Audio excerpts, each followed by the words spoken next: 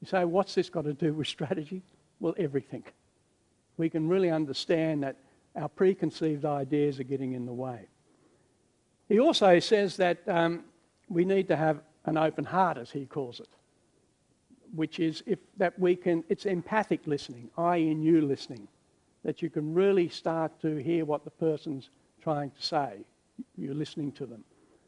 And the enemy of that is our voices of cynicism. Here goes David, he's on again about real learning. You know, you're making those assumptions. And he talks about that we need to have an open will, as he calls it.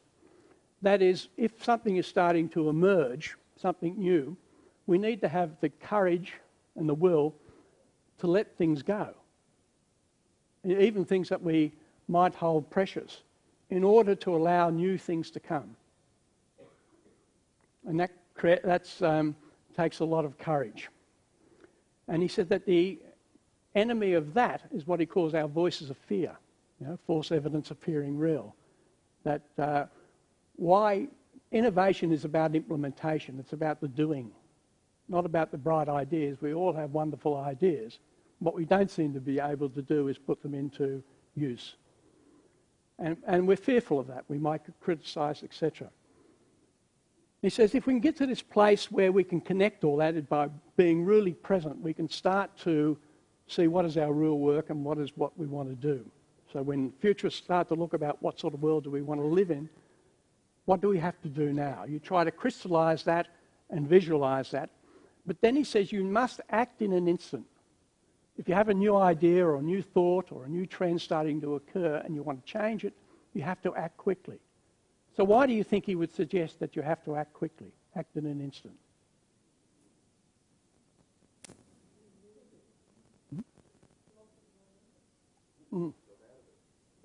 Yeah.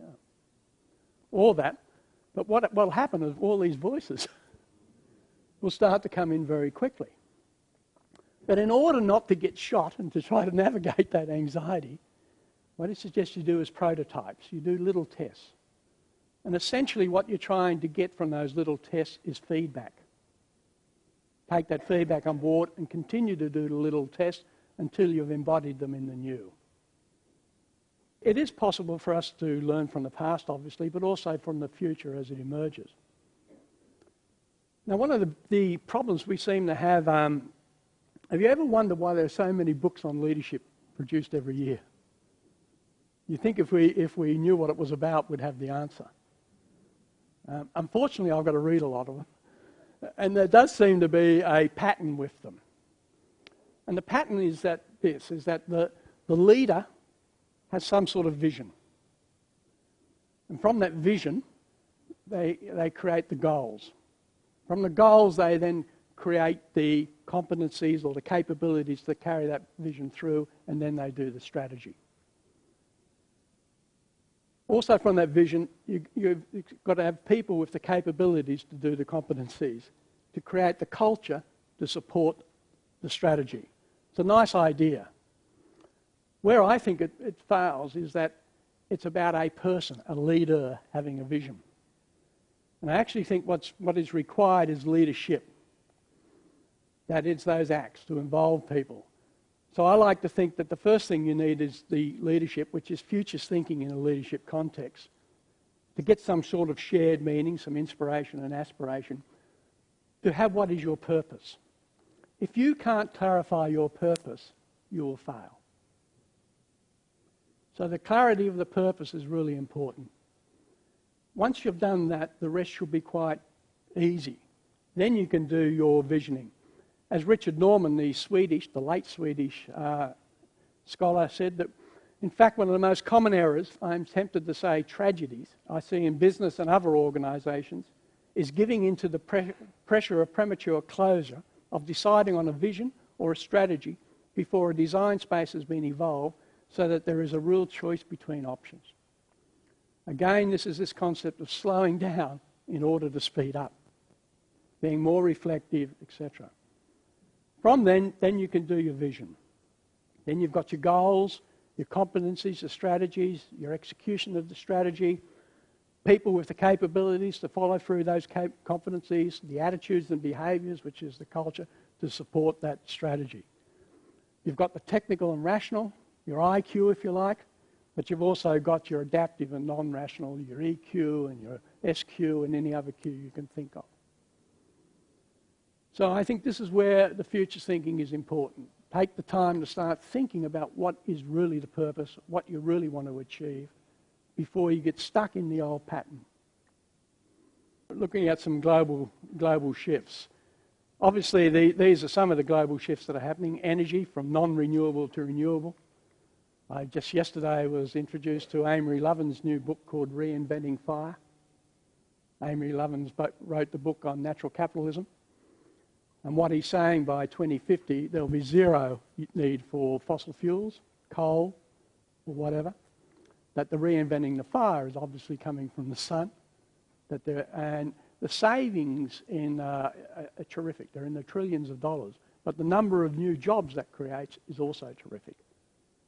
So we spend, in Australia, we used to live on the sheep's back and now we live on the coal back. It's quite short.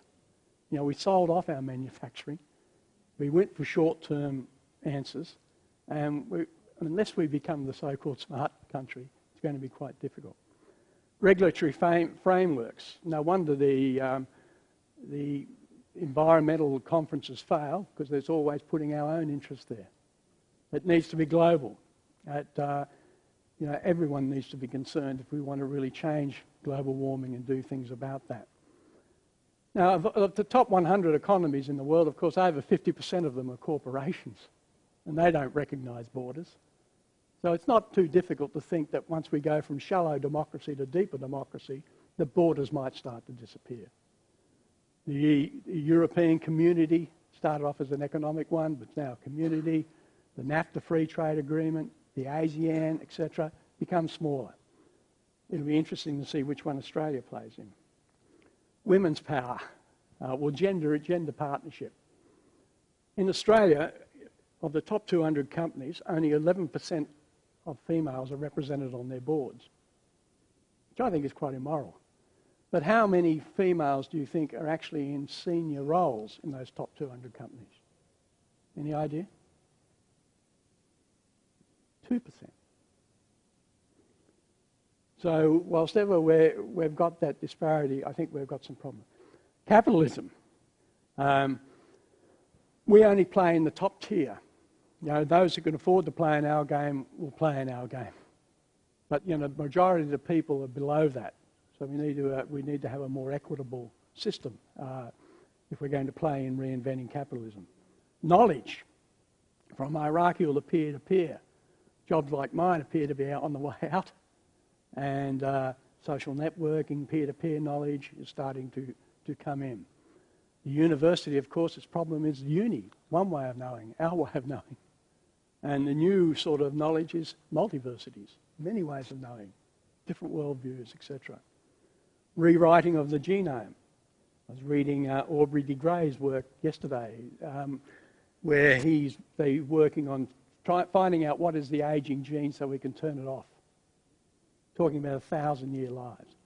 Claiming that the first person who's going to be 200 has already been born. So quite interesting how, all driven by immortality, that they've basically got our body fixed up with our parts, and now they're working on the brain to make us happy as well. So it could be the new social class, those who can afford to be genetically modified versus those who can't. They're talking about 2030 being 3 Olympics. The normal Olympics, the Paralympics, and the freak show. When they can't find out the drugs, and just let them go for it. Bring back the gladiators. And you can see this emerging in books like The Hunger Games, etc. That's where you start looking for trends. You look for trends and emerging issues in the arts. Your Leonardo da Vinci's, your H.G. Wells, these sort of people. You're looking for these idiots who say you can take a device from your pocket, put it to your ear, and talk to someone on the other side of the world. And what silly fool would say that? That you could get into a heavier-than-air machine and you could fly. I mean, a crazy idea. Or you could live underwater. So what are you noticing in movies now? Or the arts now? Well, it's this singularity, isn't it? When transhumanism. the Matrix, the iRobots, etc., when parts start to mix. And the analogy is that, like looking after a classic car, you can keep it going forever if you maintain it. And the same with your body, according to Aubrey de Grey, what cells are useful, etc. And the culture. Are we moving from a more materialistic to a spiritual world? Apparently, we're 3 times wealthier than our parents, but only half as happy. So it's really quite interesting.